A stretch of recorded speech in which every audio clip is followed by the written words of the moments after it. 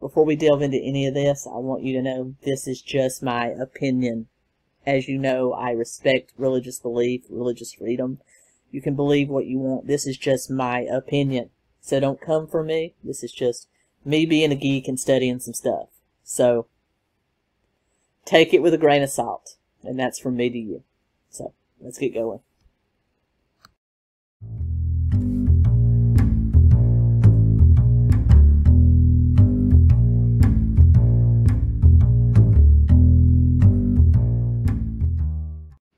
Hey everyone, welcome to Keto and Crime.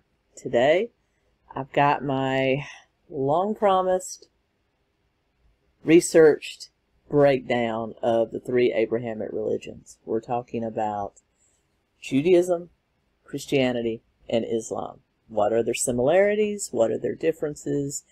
Can we say that the God of one is the God of all? That is the premise that I'm taking on today. Now,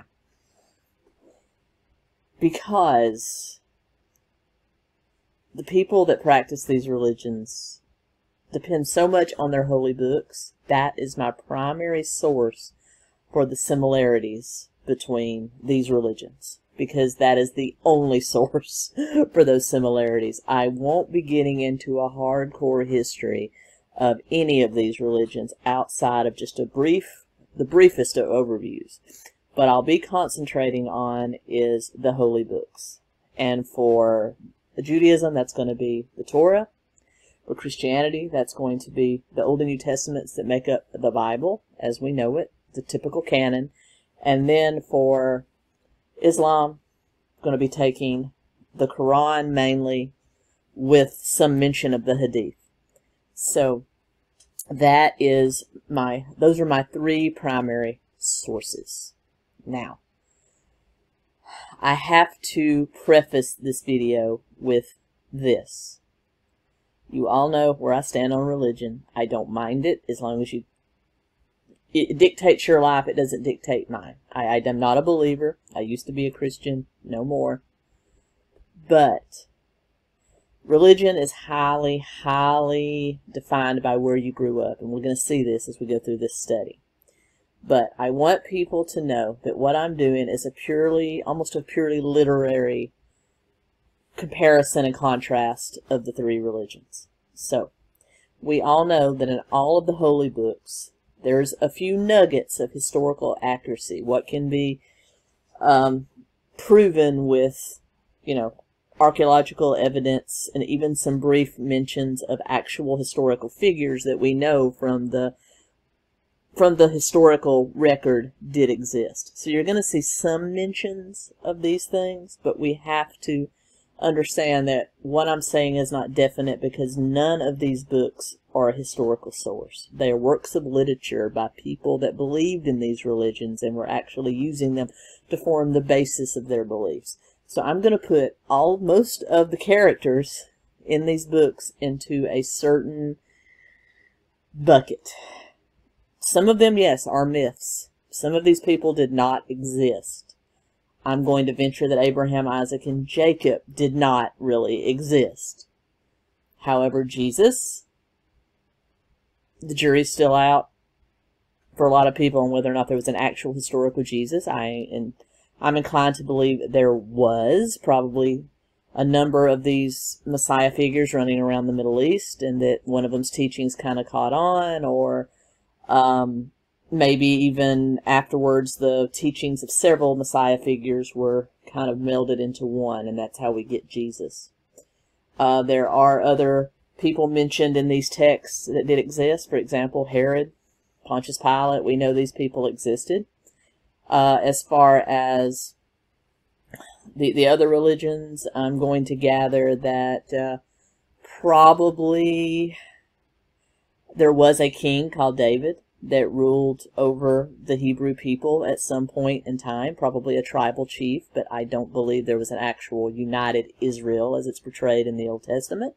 I'm going to give everybody, a little 1-2 here, not just picking on one religion. I don't believe that Moses was an actual historical figure. Neither was there an Exodus from Egypt. The historical record's just not there. These are my beliefs. So these people, though they can fall into myth, I think some of them are kind of myths and legends rather than historical people. So that's the kind of basis I'm doing. Now, as far as Islam, you got to take it all the way back to Abraham. Again, Ishmael, did he really exist? Probably not. Did Muhammad exist? Absolutely. We know Muhammad existed.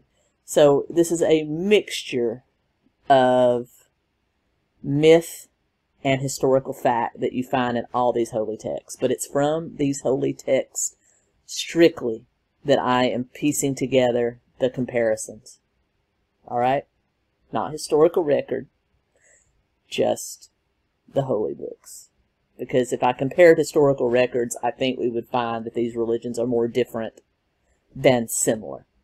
So, with that being said, let's start by looking at the area where all of these religions were born. Let's check it out. So, to really understand how the three Abrahamic religions connect, we have to understand the area in which they evolved from. And so what you're looking at here is a map of the area known as Mesopotamia. It's not a country or anything like that. It's a region of the Middle East where it is believed that most civilizations started. Outside of Africa, this is where a lot of civilizations started. It's the simple stretch of land in between the Tigris and Euphrates River, where the Garden of Eden was rumored to be, where all the ancient supposed existence of a united Israel under kings Saul, David, and Solomon existed. We do know, and we'll get into this later, that the kingdom of Judah did exist in this area, but for the most part, this is where it is said to have evolved. All of these nations, but the nations that were here, of course, like anyone else that shares a continent or shares a huge chunk of land, they also share philosophy and religion. And so you're going to find religions predating Judaism, which is the oldest of the Abrahamic religions here by thousands of years, such as the ancient Sumerian religions, like the Epic of Gilgamesh was an ancient religious text which first told the story of a massive flood that the Old Testament and the story of Noah has borrowed from, that many other religions have borrowed from. So what many people suspect is that there was never a worldwide flood, but there was a flood at some point in predating our modern civilization in this area here in Mesopotamia, and so many of those flood origin stories had their beginnings here. But you had all of these people of varying different backgrounds living here, and they borrowed from each other. So this is where all three Abrahamic religions originally have their start. The ancient land of was in this area as well, and that is where Abraham, called Abram in the earliest text that we have, was born. And he is the father of all three religions. Now, is he truly the father of all three religions? Well, based on the text that we actually have to pull from, and that's the Old Testament, also known as the Pentateuch or the Torah, Judaism.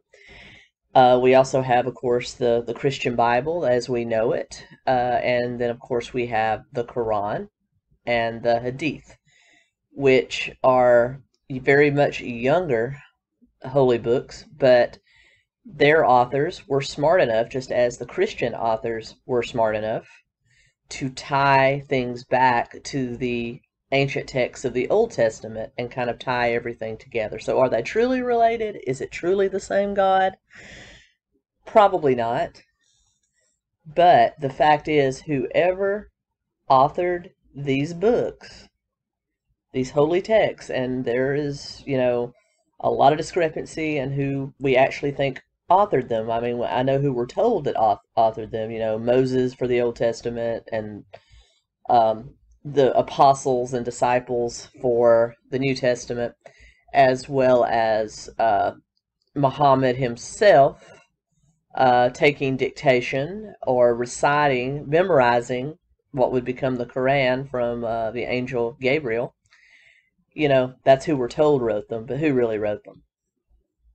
we don't know. If you're a skeptical person, you have to question that. So these authors, whether or not these religions are actually interrelated, we have to take them as such because that's who their creators intended them to be.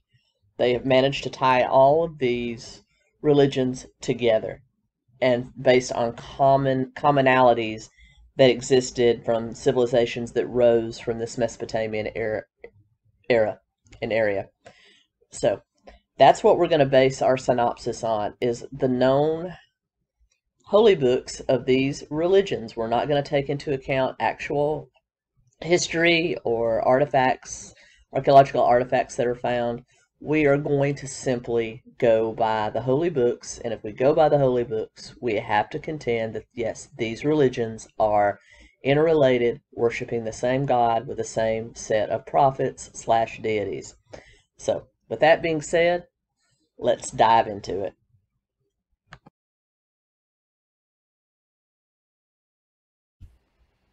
Now, with that behind us, let's start with the oldest, yet not as populous religion of these three, Judaism. Judaism is definitely the grandfather of both other religions. It is the 𝗓𝗂𝗵, the one that started it all. It's also the oldest. Modern Judaism can be traced back to 500 BCE in the Middle East. And then, of course, from there you had the expansion into Europe and the Americas with the people, with the Jewish people moving around because they didn't have a home country. When the Babylonians and the Persians and everyone that have invaded the Middle East over the course of history, their small little tribal country of Judea, and then later on the Romans, the little country that they knew as their own, Judea, which of course is one of those things mentioned in the Bible, was splintered and they became a wandering people. And so they migrated to all parts of the earth, and now they are the least populated of the three religions, but they are the oldest and the grandfather of the others. Now, as far as factual Judaism, Judaism can be traced to the same Mesopotamian area we've just looked at, with its founder, a man named Abram, later to be called Abraham. And it is also now splintered into several different denominations, if you will. There is Orthodox, Conservative, Reform. There's even a Messianic Jewish community, though I think most people would say they're probably more Christian than Jewish.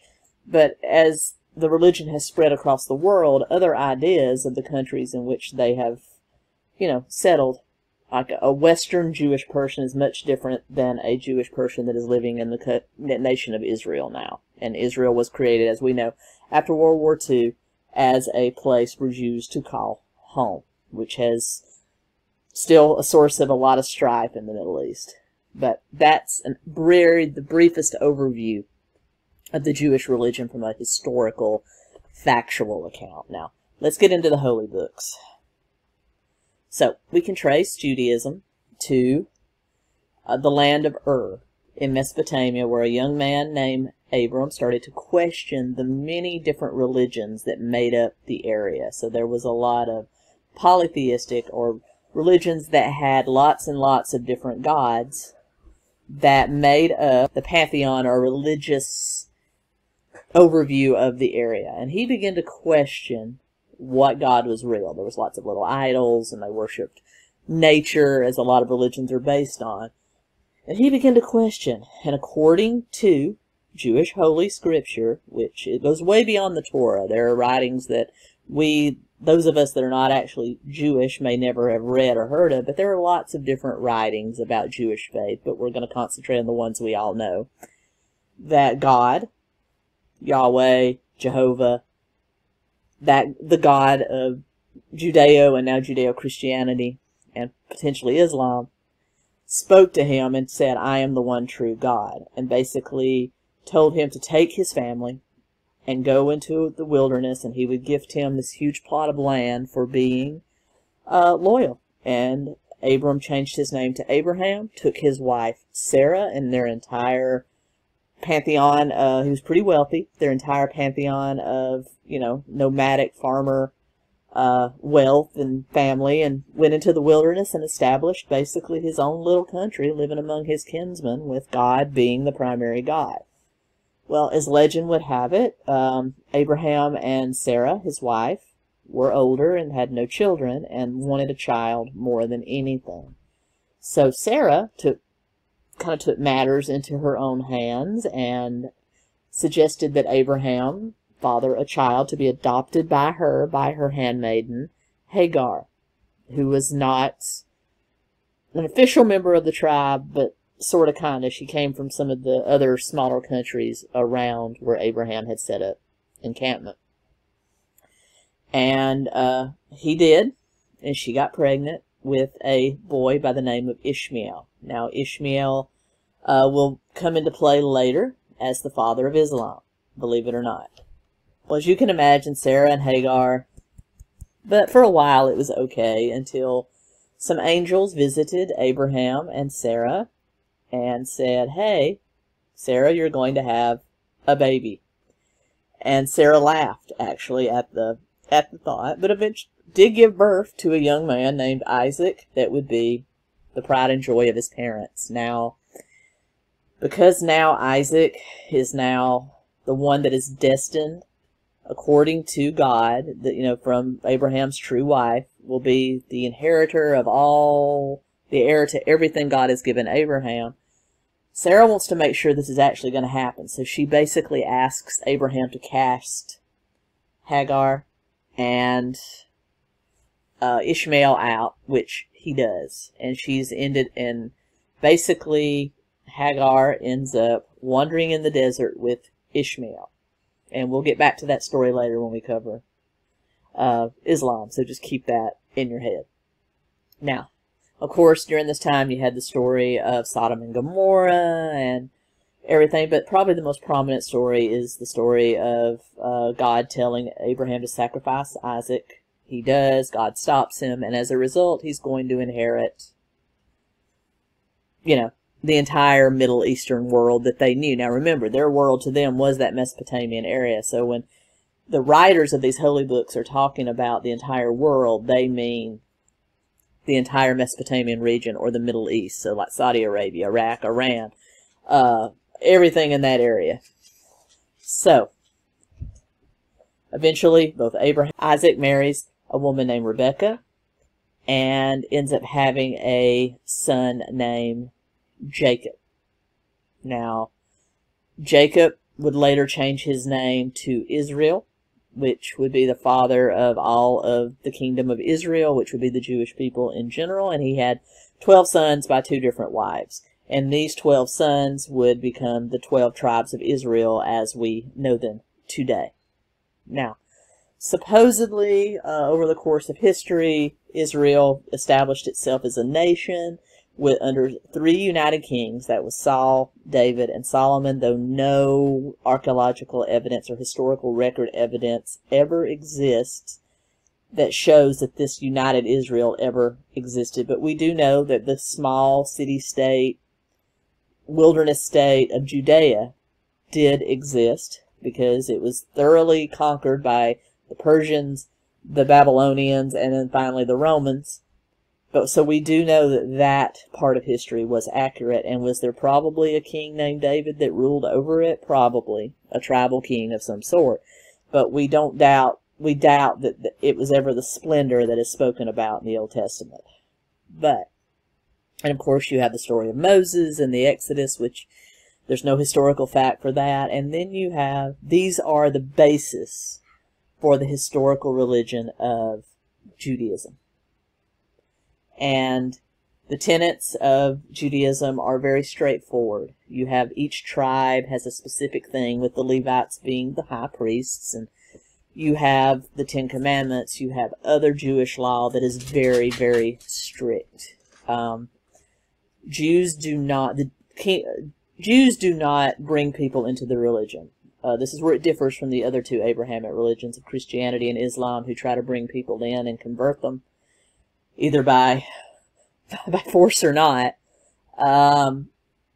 You have Judaism just being kind of a tribal religion. They believe that they are the one true religion, and as a result, they don't welcome outsiders. In fact, the Old Testament speaks of bringing in slaves from the neighboring nations. So they're not really good on sharing their faith. At least that's not a tenet. Now, I have a lot of friends that are Jewish people, or some of the best people I know. But these are people. I'm talking about the religion as a whole. So they're not a religion that brings people in or seeks to, you know, you're not going to find a Jewish missionary knocking on your door.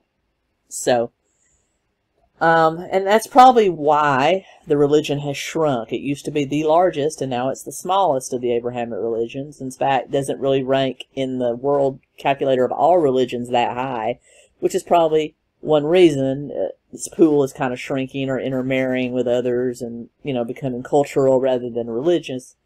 But let's just say that their laws are very strict. It's black and white. There's no ifs, ands, or buts. There's no gray area with the Jewish law. And as a result,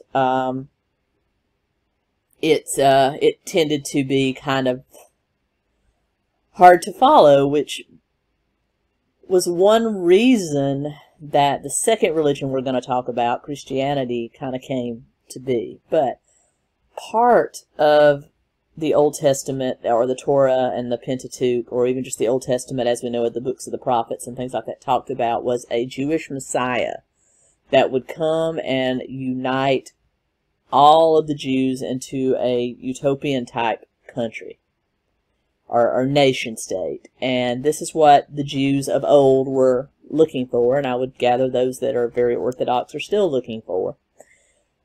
And from that, they would become a great and powerful nation. Now, with that being said, let's step over to the second oldest religion of the Abrahamic persuasion that sprang from Judaism. Christianity, with today billions of members, is the world's largest religion, followed closely by Islam. But it is the world's largest religion and by far the largest of the Abrahamic religions. It too, because it does include a whole testament that is made up of the ancient Jewish scriptures. Not all of them, but at least the Torah and the prophets. And it combines that with its New Testament to make up Christian canon. So it is very definitely a direct descendant of Judaism. Historically, it started in the conquered Jewish state of Judea around the time of Roman occupation and grew from there. It was basically called a cult at the time because it followed the teachings of Jesus of Nazareth, who supposedly was born during Roman occupation, and according to the writers of the Holy Scriptures, the canonical Gospels, and the other Holy Scriptures that are in the Christian New Testament, they wrote this Jesus of Nazareth, or Yeshua, as he sometimes is known, to be the literal embodiment of that Messiah that the Jewish books spoke about. So that's the reason I think there was such a lot of butting of heads between Jews and Christians in the early years, because here's Jews saying, you're plagiarizing my religion. But, you know, the same could be said for the ancient Sumerian religions that were already there in the Mesopotamian region that Judaism plagiarized off of, such as the story of the flood. But, you know, everybody copies everybody. So, basically, Christianity created itself as an offshoot of Judaism. Literally, Christianity made itself to be the fulfillment of Judaism by making Jesus Christ, who was probably a real-life guy that wandered around the Middle East, or maybe a collaboration of real-life guys that wandered around the East teaching a different way of looking at things. With that it turned Judaism, or brought Judaism into a way of being a gray area. Now it was love and not just blindly following of rules, because Jesus set himself, whoever was the personification of Jesus, set himself up as the literal fulfillment of the Old Testament Jewish law. So that no longer applied. And so now you have Christianity. And so, by definition, by the holy books, Christianity set itself up as worshiping the exact same God as the Jewish people. Only now you have the Son of God as being their leader, or the fulfillment of God as a human, as their leader. There's a million different ways you can look at it. But of course, they've set themselves up as to be the continuation of Judaism, with opening to all nations, not just Jews for the Jewish, as the Judaist religion Judaism has always been, but Christians sought to spread that religion to the Gentiles, or the whole world, as they personified it. In fact, part of the Christian religion is something known as the Great Commission, where they are charged to convert the whole world, to tell everybody about the good news of Jesus Christ, which is salvation through just believing in Him. You can be you can be just as connected with the Father as a Jewish person if you accept Him. In fact, they also try to convert the Jewish people because they say they don't quite have it right. But quite literally, Christianity is worshiping the same God as Judaism. I don't think there's ever been any discrepancy in that, but only in the way that it's done. Now, Christianity, around the time it was started, during the occupation of Judea by the Romans, it was kind of an outlaw religion for a while. Christians were heavily persecuted by emperors like Caligula and Nero.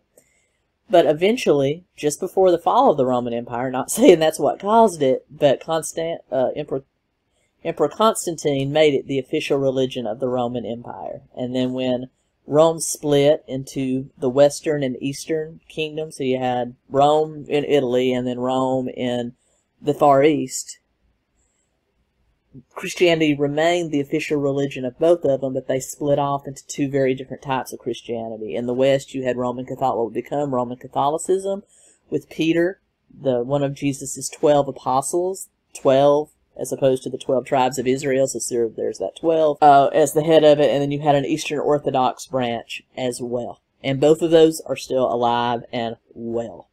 And then in the Middle Ages, the Renaissance, you had Martin Luther, a German monk who was quite upset with the way Roman Catholicism was going, and then you had the Lutheran Church usher in the Protestant Reformation, which split the Roman Catholic side of Christianity into Protestant and Catholic, and then you have the Protestants just splitting into so many different denominations I couldn't possibly count them. But they all are fundamentally part of Jesus is salvation, Jesus is the way, and it is your responsibility to basically proselytize to the entire world. And that is Christianity in a nutshell. So as you can see, very definitely the same God as Judaism, with a lot of similarities to Judaism. The same God, the emphasis on 12, the emphasis on a potential, end. Judaism doesn't really talk about an end time so much, but Christianity kind of brought that in, I think, ushered by Middle Age Renaissance literature, things like that, Dante's Inferno, Paradise Lost, Paradise Regained. That it's Christianity that really beefed up the Jewish idea of an end time and the Jewish idea of good versus evil, but it's Christianity and along with Christian-related literature that really brought in the idea of God versus Satan. So it was like Judaism was this nice little well-written, well-researched comic book, and then you had Christianity come along as kind of the Marvel Cinematic Universe, blowing it up into this universal thing of good versus evil. So that's kind of how I look at those two. And so they're directly related. Basically, Jesus is the Son of God, or the Jewish God in human flesh. And He totally changed His mind about everything, and this is the way it should be. Christians. And they are still the largest religion in the world. Now, with that being said, we'll now go to the youngest of the religions, and that is Islam. Islam, with its people that are called Muslims, is the second largest religion in the world, vastly gaining on Christianity. It makes up the vast majority of religious people in what is known as the East at this point. it is fairly young. It started in the 7th century in the area around Mecca and the Saudi Arabian Peninsula, with its number one prophet, the Prophet Muhammad. Now we're going to get to him. But remember, in our story about Judaism, we had Hagar and Ishmael cast into the wilderness. Well, while out in the wilderness, Hagar collapsed and cried out to God, the same God that Abraham worshipped, the same God that Christians worship, and asked for help. And he heard her, sent an angel to her, and basically said, "Do not fear, your son will be the father of a mighty nation." And so even though Ishmael did go back to eventually visit his father Abraham, Isaac and Ishmael together buried Abraham, and God kept his promise to both Isaac, as he was the father of the Jewish people, and he also kept his word to Ishmael, who was the father of all the other countries around the Jewish people that eventually became members of the Islamic religion. Now, according to legend, Hagar eventually wandered into Egypt, where Ishmael married an Egyptian woman, and eventually they ended up in the Saudi Arabian Peninsula in the city of Mecca. And it was in Mecca that Muhammad was a young orphaned boy that eventually came to believe, and this is a very abridged version, came to believe that they weren't doing it right. The people that were worshiping this new religion of Islam were not keeping God's covenants or Allah's covenants correctly.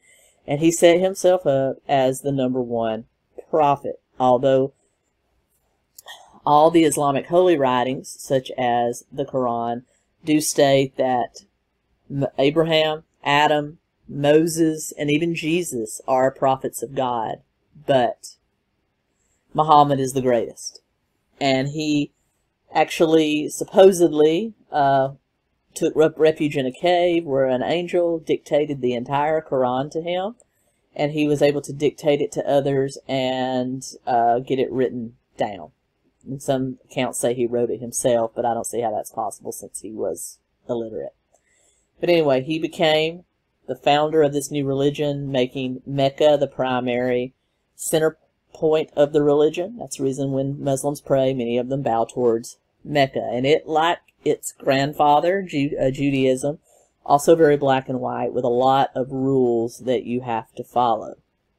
They have very definite definitions of the roles of men and women, rules around sexuality. They also preached, much like their cousin Christianity, they preach a traumatically bloody end of times. They also have kind of a commission to convert the world, though not always by peaceful methods. I'm not saying Christianity has done that either. I mean, the Crusades were a thing. Although there's different stories surrounding different Crusades. Maybe I'll do a video on the Crusades. Let me know down below if you'd like me to. Very different reasons for each of the Crusades. That's all I'm saying. But, so they're very much alike, Christianity and Islam, in that realm. They also, in the ancient world, had a much better view of things like science, history. Some of the richest civilizations, most forward-thinking, progressive civilizations in the world, such as the Persians and the Babylonians, were of Muslim persuasion. And as a result, it is one of the fastest-growing religions in the world. And, of course, just like anything else, there's different versions. Most Muslims fall under either the Sunni or the Shia, and that is split when Muhammad died, because there was some argument about who would take Muhammad's place as the primary prophet and leader of Islam. Of course, that always happens because we're people, we're wired that way. And so, Sunni, Shiite, with differing views of how the Quran should be interpreted, as well as the Hadith, which is the moral teachings of the Prophet Muhammad. As I'm sure you've heard, a lot of weirdness around the Islamic religion, at least the way it's practiced in the most extreme countries, where you can be killed for saying anything derogatory about saying you don't believe. Women can be killed or beaten for removing their head coverings. So Islam has not yet been through the Renaissance period that Judaism and Christianity have been. Westernized Muslims are very different than Muslims in the old country. I think that's pretty easy for anyone to say. That's not controversial. So, they haven't been through a renaissance yet. I think it will eventually happen, whether or not leaders of countries that want to keep them in the past can or won't be able to. I think it's going to happen. They will eventually go through a renaissance, which will find the softening of some of those rules, just like you have in Judaism and Christianity, because not everyone follows every word of their holy book. If they did, there'd be a lot more murders. So basically, yeah. Are the three Abrahamic religions related? Yeah. At least according to their holy books. And I think the authors of these books or these scriptures, that was their intent. To unite their religion to a better known religion so that it could grow. Now, if I really broke down into the historical aspects, the factual historic aspects, I'm going to say probably no, they are not related at all. But, if you really broke it down. But as far as their holy books and what they say, yes. The Abrahamic religions, Judaism, Christianity, and Islam worship the same God. They just worship him or her in very different ways.